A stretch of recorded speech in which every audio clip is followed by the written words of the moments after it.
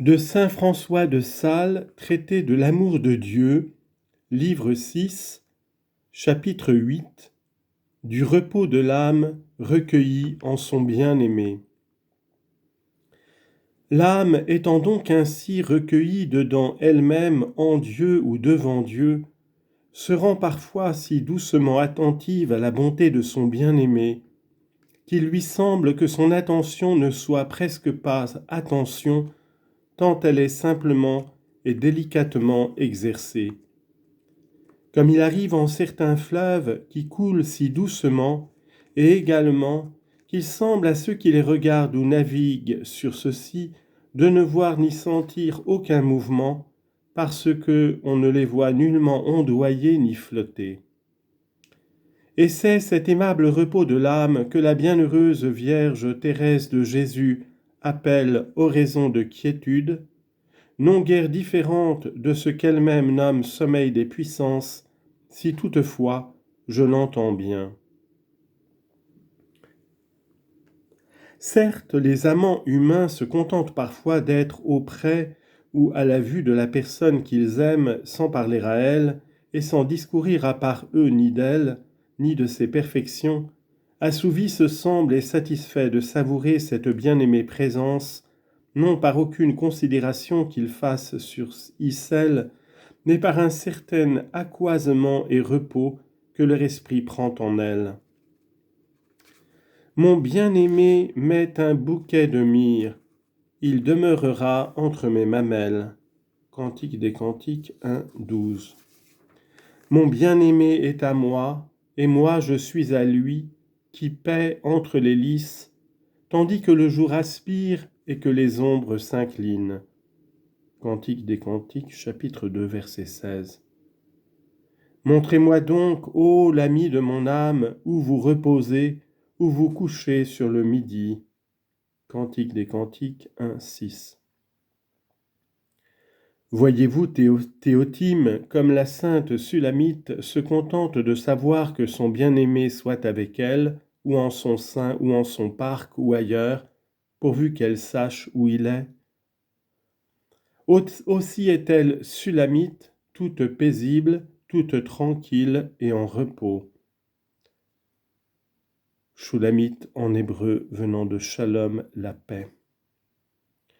Or ce repos passe quelquefois si avant en sa tranquillité que toute l'âme et toutes les puissances d'Icelle demeurent comme endormies, sans faire aucun mouvement ni action quelconque, sinon la seule volonté, laquelle même ne fait aucune autre chose, sinon recevoir l'aise et la satisfaction que la présence du bien-aimé lui donne.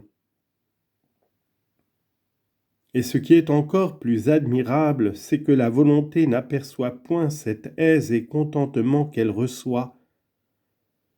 Jouissant insensiblement, dit celui, d'autant qu'elle ne pense pas à soi, mais à celui, la présence duquel lui donne ce plaisir.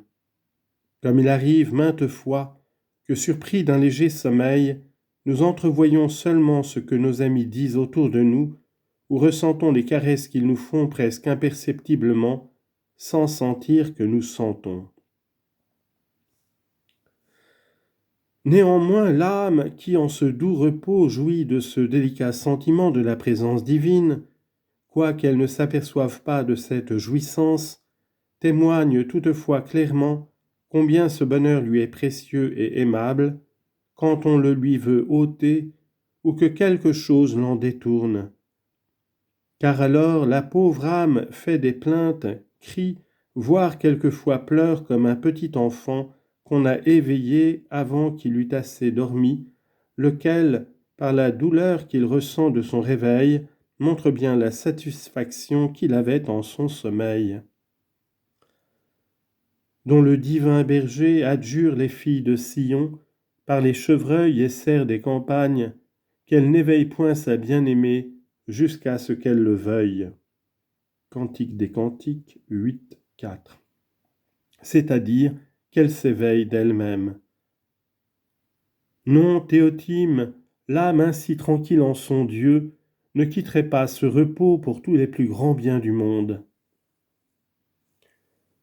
Telle fut presque la quiétude de la très sainte Madeleine, quand, assise aux pieds de son maître, elle écoutait sa sainte parole. Voyez-la, je vous prie, Théotime, elle est assise en une profonde tranquillité. Elle ne dit mot, elle ne pleure point, elle ne sanglote point, elle ne soupire point, elle ne bouge point, elle ne prie point. Marthe, tout empressée, passe et repasse dedans la salette. Marie n'y pense point. Et que fait-elle donc? Elle ne fait rien, mais elle écoute. Et qu'est-ce à dire? Elle écoute. C'est-à-dire elle est là comme un vaisseau d'honneur à recevoir goutte à goutte la myrrhe de suavité que les lèvres de son bien-aimé distillaient dans son cœur. Cantique des Cantiques 5.13. Et ce divin amant, jaloux de l'amoureux sommeil et repos de cette bien-aimée, tensa Marthe qui la voulait éveiller. Marthe, Marthe, tu es bien embesognée et te troubles après plusieurs choses. Une seule chose néanmoins est requise. Marie a choisi la meilleure part, qui ne lui sera point ôtée. Luc 10, 39 et suivant. Mais quelle fut la partie ou portion de Marie? De demeurer en paix, en repos, en quiétude auprès de son doux Jésus. Les peintres peignent ordinairement le bien-aimé Saint Jean en la scène, non seulement reposant mais dormant sur la poitrine de son maître, parce qu'il y fut assis à la façon des Levantins, en sorte que sa tête tendait vers le sein de son cher amant, sur lequel, comme il ne dormait pas du sommeil corporel, n'y ayant aucune vraisemblance en cela, aussi ne doutai-je point que, se trouvant si près des mamelles de la douceur éternelle, il n'y fit un profond, mystique et doux sommeil, comme un enfant d'amour qui, attaché au tétin de sa mère, allait en dormant et dort en allaitant. Ô mon Dieu, quel délice à ce Benjamin, enfant de la joie du Sauveur, de sentir, de dormir ainsi entre les bras de son père, qui le jour suivant, comme le Ben-Oni, enfant de douleur, le recommanda aux douces mamelles de sa mère. Rien n'est plus désirable au petit enfant, soit qu'il veuille ou qu'il dorme, que la poitrine de son père et le sein de sa mère.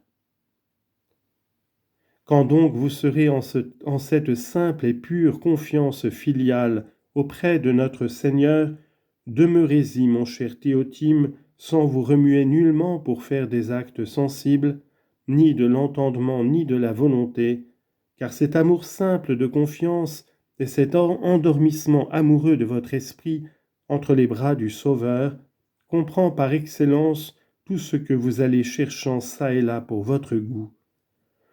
Il est mieux de dormir sur cette sacrée poitrine que de veiller ailleurs, où que ce soit.